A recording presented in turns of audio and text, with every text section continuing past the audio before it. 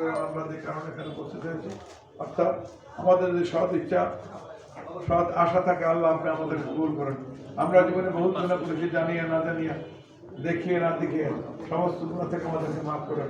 যারা এখানে উপস্থিত হয়েছে মুক্তিযোদ্ধা ভাইয়েরা, আজকে আমরা সমবেত হয়েছি, হয়তো আগামী দিন বা আগামী 5 বছর পর, আগামী 1 বছর পর অনেকে আমরা হারিয়ে যাব এবং সেখানে থাকবো কি থাকবো না, আল্লাহ যেন মক্কের থেকে আল্লাহ হেফাজতের সাথে পৃথিবী থেকে বিদায় দিন।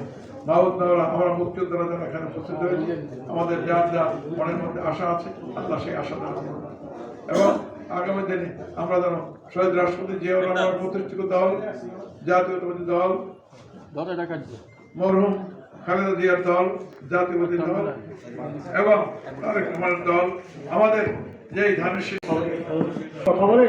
থেকে আমি গেছি সেখানে ধর্ম যাই করি আমরা সবাই যা আলহামদুলিল্লাহ বললো কিনা, বিএনপি বললো কিনা এই অপেক্ষায় থাকবেন না, এখান থেকে বের হয়ে আমরা নেমে যাব।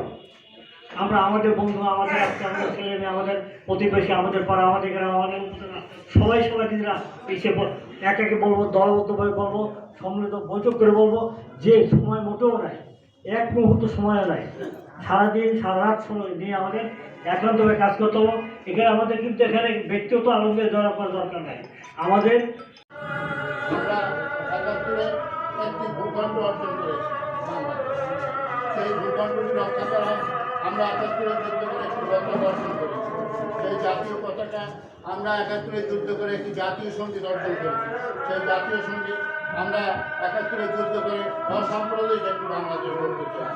এই জিনিস কয়েকটি আপনারা রক্ষা করবেন এবং এই জিনিস কয়েকটি আপনাদের হাতে অর্পণ করে এবং আমার মুক্তিযোদ্ধা ভাইদেরকে সবাইকে অনুরোধ করবো ঘোষণা দিয়ে ধানের শীষ, আপনার আমার মার্কা ধানের শীষ, মুক্তিযোদ্ধাদের মার্কা ধানের শীষ, মামুনদের মার্কা ধানের শীষ, অনুগ্রহপূর্বক আল্লাহর রাস্তায় ধানের শীষ। বীর মুক্তিযোদ্ধা ওবায়দুল কবির বাদল।